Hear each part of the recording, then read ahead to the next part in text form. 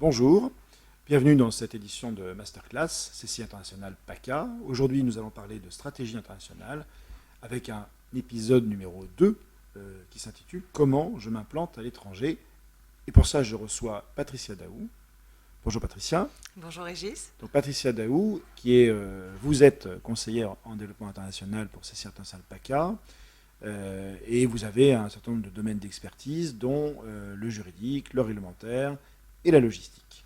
Alors, vous nous avez parlé déjà à plusieurs reprises de stratégie, et puis on va maintenant se focaliser sur un point bien particulier qui est l'implantation, puisque on va dire que toute entreprise qui a eu une étude de marché, qui a réalisé ses études et qui a décidé de se lancer dans un projet de prospection, va à un moment donné être confrontée à la question de l'implantation. Et ça ne s'invente pas.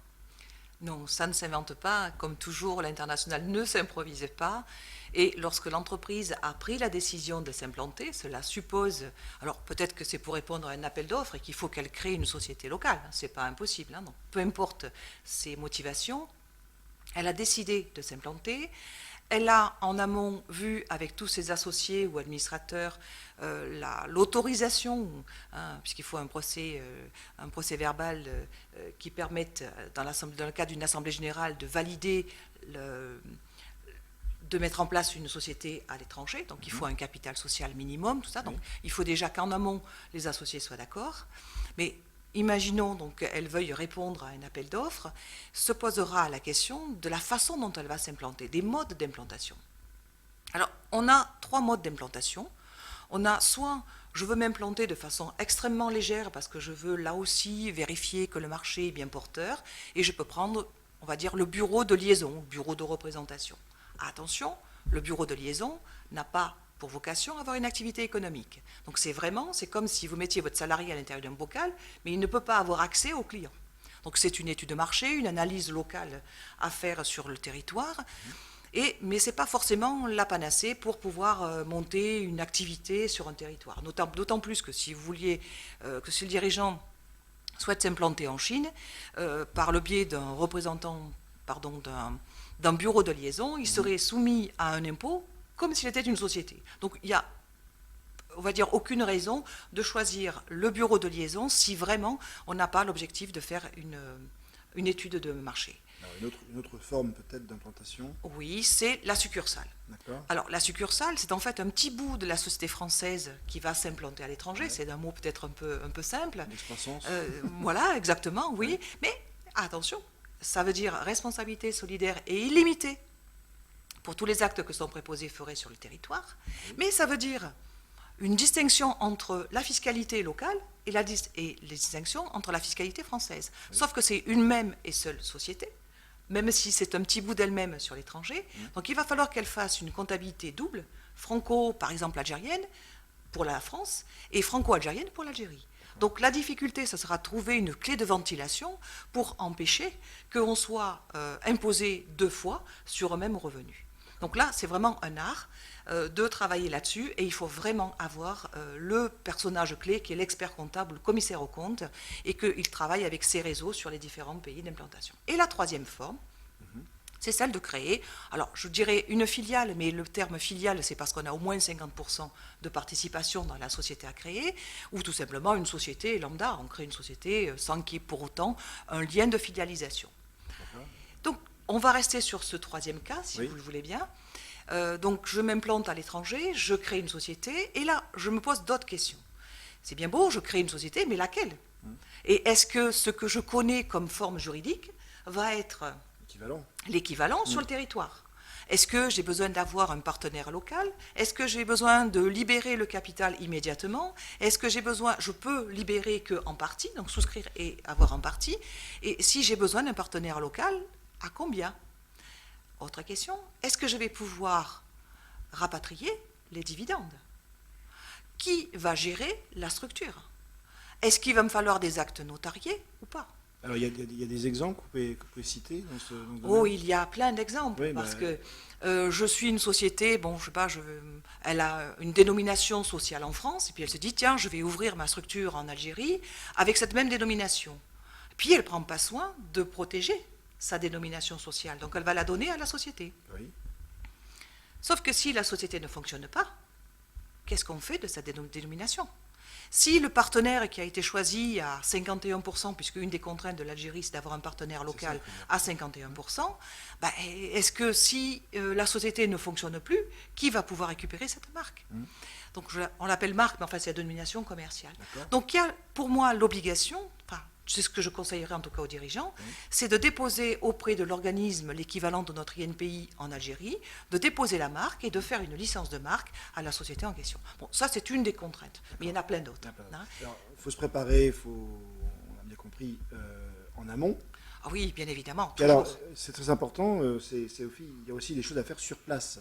Alors, il y a des choses à faire sur place si on envoie des salariés, si on recrute des salariés, puisque la création d'une société, qu'elle soit filiale ou pas, on verra que dans le terme filiale, on va avoir une relation particulière avec la société mère, puisqu'il faudra tenir compte des prix de transfert. Mais ça, si nous avons des fiscalistes qui sont nos interlocuteurs, ils vont le comprendre très rapidement. Mais là, donc, est-ce que je vais envoyer des salariés ? Donc ça veut dire une préparation là aussi avec des avenants, un contrat. Et il faut bien penser que ce salarié qui va être détaché à l'étranger, bah, si la structure ne fonctionne pas, bah, il est déjà salarié de la société française, il reviendra. Donc obligation pour l'employeur français de le rapatrier dans les mêmes conditions. Donc attention à l'article 122, 14.8 du Code du travail, sauf s'il a changé depuis peu, mais de tenir compte de tous ces éléments. Donc, alors, le dirigeant, pardon, je m'interromps, mais qui vous écoute, qui vous connaît déjà par d'autres biais ou que vous accompagnez. Alors vous lui dites quoi par rapport à tous ces contraintes, ces écueils, ces précautions qu'il faut prendre? Comment vous l'accompagnez? Parce qu'il faut des solutions. Alors, il est clair que là, mon métier sera de l'aider à mettre en place là aussi ce cahier des charges pour lui dire où sont les risques et les contraintes. Et une des contraintes, c'est que s'il s'implante en dur, on va dire pérennement sur un territoire, il y a à vérifier quels sont les risques économiques et politiques du projet. Donc, quels sont les enjeux de l'affaire.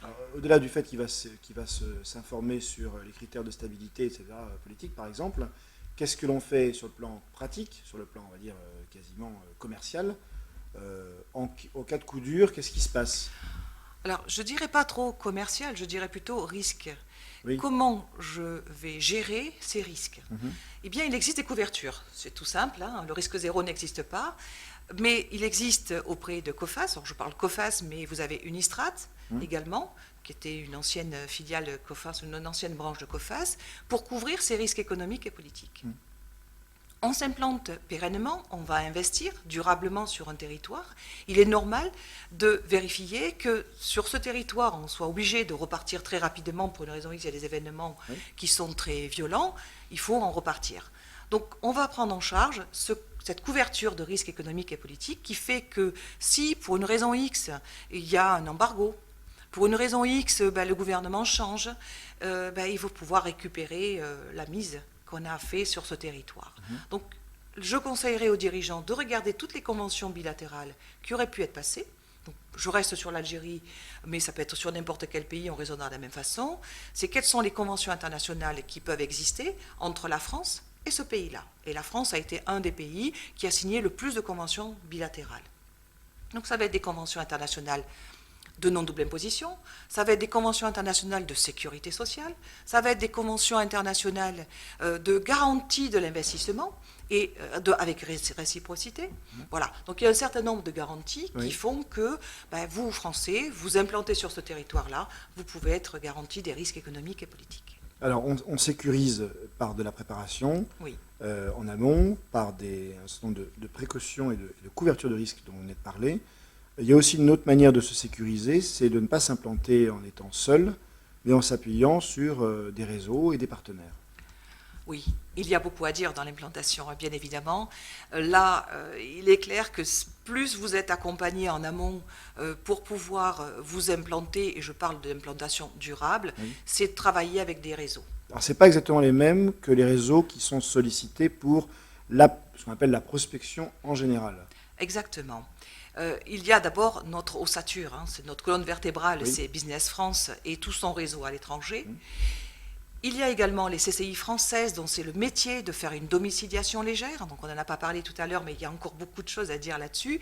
Mais les CCI françaises et leur réseau à l'étranger ont pour objectif d'aider à l'implantation. Vous pouvez peut-être en parler maintenant des domiciliations légères, que vous appelez? Oui, alors si je fais un petit aparté, Oui. donc on est sous une implantation beaucoup plus légère. Je parlais tout à l'heure de bureaux de liaison, Oui. mais on peut très bien vouloir faire une simple action pendant un certain temps. Vous avez un chantier à réaliser sur un territoire qui dure au minimum 6 mois, voire plus, avec du recrutement local ou envoyer du détachement, enfin faire du détachement sur le territoire. D'accord. Dans ce cas-là, se posera la question de la TVA locale, de la facturation locale, de la retenue à la source fiscale éventuelle.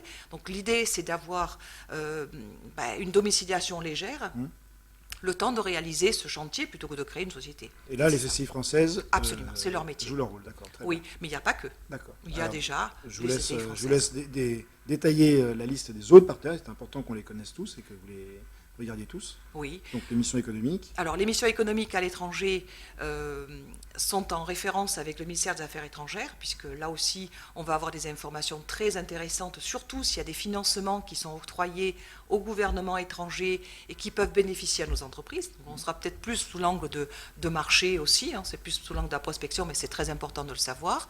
Finance Conseil Méditerranée, avec lesquels nous travaillons beaucoup, qui sont partenaires, Oui. et qui disposent d'un réseau d'experts dans chacun des pays. Alors, ils sont spécialistes de la Méditerranée.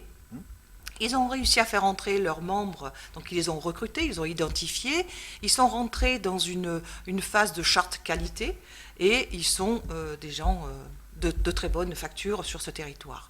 Les experts comptables, bien sûr, et le centre des impôts français, parce que s'il y a une retenue à la source ou qu'il y a une fiscalité qui permettrait d'avoir un crédit d'impôt en France, il est clair que c'est le centre des impôts français et les experts comptables qui sont mieux placés que les autres.